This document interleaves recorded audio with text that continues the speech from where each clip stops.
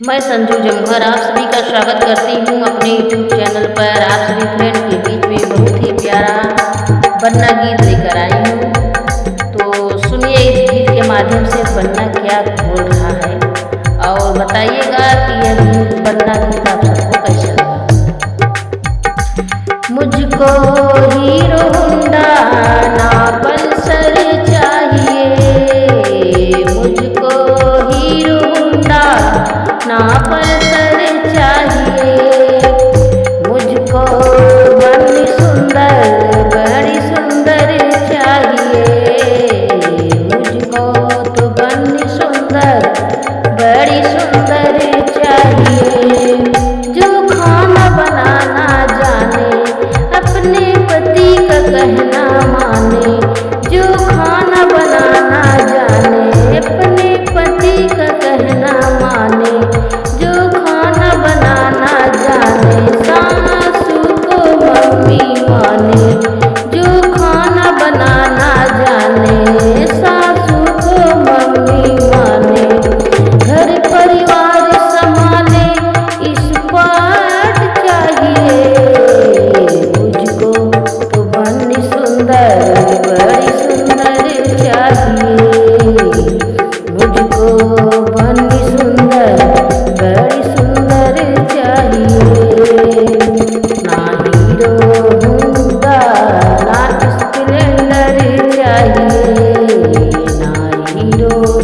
Honda ना Splendor चाहिए, मुझको बड़ी सुंदर चाहिए, मुझको बड़ी सुंदर चाहिए, ओ लंबे बालों वाली, ओ लंबे बालों वाली, पतली सी कमरिया वाली,